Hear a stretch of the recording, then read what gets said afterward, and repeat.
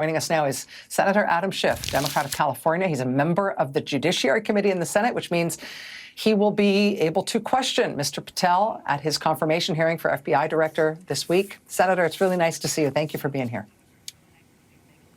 Good to be with you. So I've tried to shed a little bit of light on the context of Mr. Patel's nomination, what's going on at the FBI and the Justice Department right now, and also a little bit of his history. Do you feel like Mr. Patel's history and his qualifications or lack thereof for this position are well understood by the Judiciary Committee? I think they're well understood. The question, as with so many of these nominees who shouldn't be in a million years confirmed for their positions, will it just be Democrats that oppose them, or will Republicans also acknowledge what should be plain?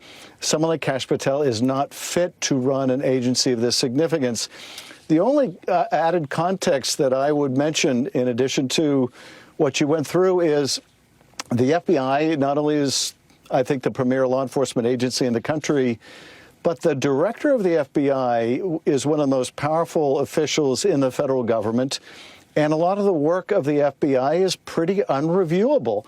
That is, if the FBI director decides to conduct an investigation, or in the case of Epic Times, not investigate a potentially corrupt or money laundering party, there's not a whole lot of review that goes on, at least not until you get to the stage where someone gets indicted and then they have the due process of a court proceeding. But it is an enormously powerful position, where you want someone of stature, someone of independence, someone of character, someone, frankly, like Christopher Wray, who I didn't always agree with, but had all of those attributes. The last person you want is someone like Kash Patel, because in addition to being dishonest, untrustworthy, lacking in character, all the things that you went through, his only real qualification is he was the guy in the first Trump administration that you went to when no one else would do the dirty work the president wanted done. He was the guy, and he therefore rose very quickly through the ranks. That is not who you want in this position. There have been allegations made in two different settings, two different time periods, about Mr. Patel's involvement with very sensitive, very difficult hostage rescue operations. In one case, he is accused of having jeopardized the rescue operation, forgive me, by saying that permission had been obtained from a foreign government for the U.S. to have aircraft in their airspace, when in fact that permission had not been obtained.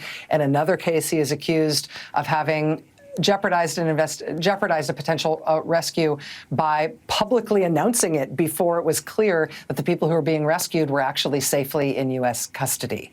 Those, to me, seem like very nonpartisan, very much just national security red flags that I wonder if you perceive some of your Republican colleagues on the committee as potentially having concerns about those things, even if they are otherwise sympathetic to the way Mr. Patel has lined himself up as Trump's sort of enforcer and minister of vengeance. Well, I think they're absolutely concerned about exactly those kind of things. In one of the two situations you mentioned, according to Secretary Esper, Defense Secretary Esper, I think in his book, Patel is believed to have essentially lied about whether we had permission to fly into the country in which the rescue operation was going to take place. That had to be delayed while they had to confirm whether, in fact, this was true. If you can't trust someone in these urgent situations, whether it's a hostage rescue or it's reports of a terrorist act that might be committed, if you can't trust the FBI director in that room, people are going to get hurt. And so you need someone of character. You need someone that you can rely upon.